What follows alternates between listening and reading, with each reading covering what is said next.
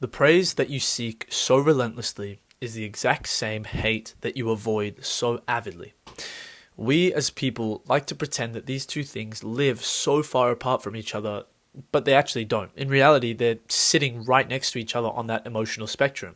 They come from the same sensitivity, the same exposure, and the same dependence on how you're perceived.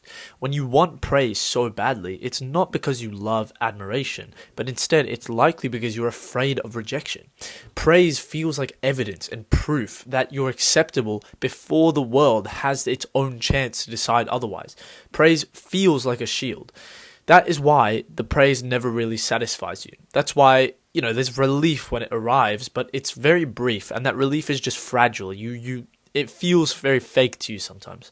Because the same openness that allows praise in also allows the exact same judgment in. If somebody can see you clearly enough to affirm you and praise you and feel happy for you, they can also see straight through you and clearly enough to tear you apart as a person. The door must swing both ways if there's a hinge on it, right? So you chase approval and you chase people to praise you. You chase that outward validation. But once that approval comes, you flinch when it lands and you smile and you say thank you and you downplay it and you move on as quick as you can. And it's almost as if staying with the praise too long might invite the opposite. It might invite the parallel of it.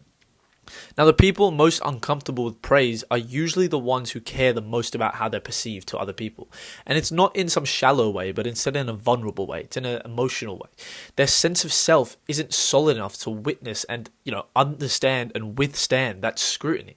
The praise puts a spotlight on them, and under that light they feel quite exposed instead of validated. It freezes them because now there's an image of them floating around in someone else's head. It's a version of you that they might admire, and suddenly you're responsible for not shattering it. You have to upkeep that in their mind. So you start thinking forwards, and what if I disappoint them next time? What if this was a fluke? Or what if I can't live up to this standard that they've set of me in their mind? Praise then turns into some sort of pressure because now you're living as if other people get to decide who you are. They get to decide how you should be living and the actions you should be taking. And then that is where that hate enters the picture. And it's not loud or crushing hatred. It's not cruel. It's just disappointment. It's just disapproval within you, and it's rejection. It's the possibility that somebody might see you fully and decide that you're not enough for them. Somebody might see you and decide that you're not good enough to be in their life.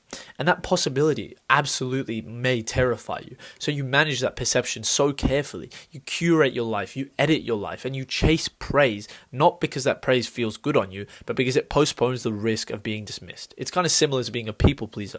You do these things to be positive in someone else's mind, when in reality all it's doing is harming you. Now, the kind of irony, the cruelty about this situation is that the more you need and beg for praise, the more power that hate has over you. Both rely on the exact same assumption in your mind, that your value is up for debate, that it's tied to other people's opinions. When criticism cuts deep within you, it's rarely about the words themselves. It's normally about the exposure and the fact that somebody's actively criticizing you. Somebody touched something unprotected within your life, and praise feels uncomfortable for the same exact reason that criticism feels devastating. You're open in a way that you haven't learned how to stabilize. You're exposing something to the world which you've never explored before and you've never cared for before. So you end up in like a strange middle state. You're in the middle of that spectrum. You want recognition, but you don't want scrutiny. And you want to be seen, but you don't want to be examined. You want affirmations, but you don't want to be judged at all. That position cannot hold. It's paradoxical. You can't be in between two places at once. It's impossible. And so as long as praise feels necessary, hate will feel threatening. As long as approval demands stabilization of yourself, disapproval will destabilize that exact same approval. You cannot selectively numb one or the other without dulling one or the other. You can't numb this one without making the other one feel more dull. They're part of the same circuit. They're both connected to the same bit of your brain. They're both connected to the same emotions. Now, the shift, it doesn't come from learning to enjoy praise a lot more. Instead, the shift comes from needing it less. You need to rely on these things less. It comes from building a sense of self that doesn't inflate under some sort of admiration or collapse under some sort of criticism.